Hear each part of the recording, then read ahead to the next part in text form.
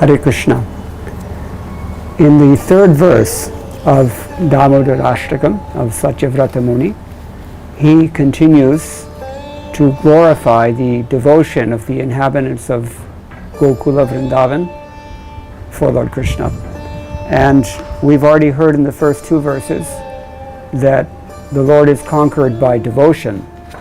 Here in this third verse, Satyavrata Muni expands a little bit on that. He says, itīdṛk sva-līlābhir ānanda-kuṇḍe sva-ghoṣaṁ nimajjantam ākhyāpayantam tadīyeṣita-jñeṣu bhaktair jitatvaṁ punaḥ prematas śatāvṛtti vande. Very beautifully he says that by such pastimes, itīdṛk, that implies that there are other pastimes also, many other pastimes. And in fact, in the Srimad-Bhagavatam, these are described in the 10th canto, 11th chapter, text 7 and 8. Sometimes Krishna would bring his father's shoes. Sometimes the gopis would order Krishna, Krishna, if you dance, we'll give you half a piece of sandesh. And sometimes Krishna would do this or do that at the beck and call of the gopis.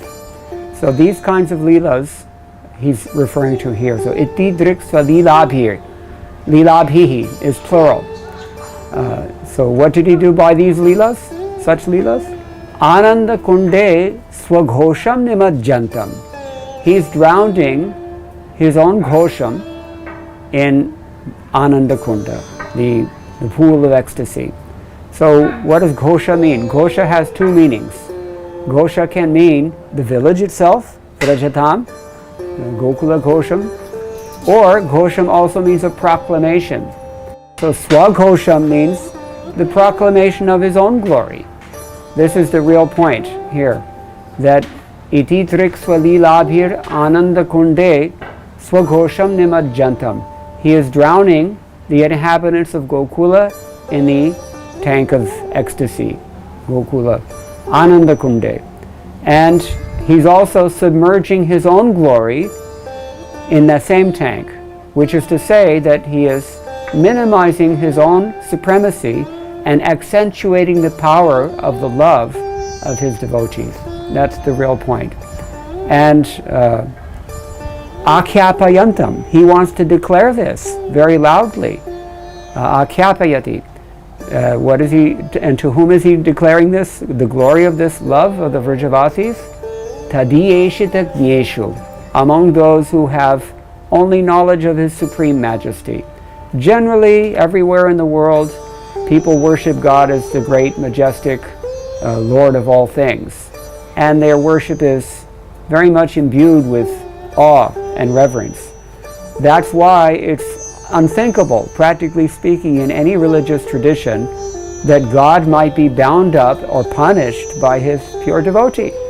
And so it's a very unique thing that is being offered here, that Krishna, through the extreme love, the topmost love of his pure devotees in Vrindavan, especially the gopis, he is actually willing to be conquered by them.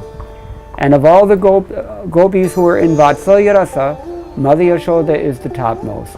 In the Srimad-Bhagavatam, in the same connection, we hear, Nemam virinchina bhavo nashrirapyanga samshraya prasadam lebhire gopi yattat prapa vimuktidat. That neither Lord Brahma, nor Lord Shiva, nor even the Lord's own consort, even the goddess of fortune, did not get such mercy as the Lord gave to Mother Yashoda. Nemam virinchina bhavo nashrirapyanga samshraya prasadam lebhire gopi yattat prapa vimuktidat. He is known as Mukunda, he's also known as Vimuktida. He can give you liberation, he can give you what's even higher than liberation. But nobody got such mercy as Mother Yashoda. And here in this verse we see that Krishna himself wants to proclaim this to the world of the Gyanis in particular, who know his Aishwarya and who understand his supreme position. So, tadīyeṣita-jñeṣu bhaktair jitatvaṁ. This is the message. My friends, I am conquered by devotion. Punaḥ prematas śatāvṛtti vande. Therefore, again and again, Satyavrata Muni he's in ecstasy, just ruminating on all these things, he becomes overwhelmed.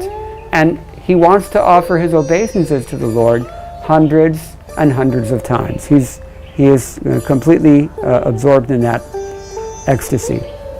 So this is the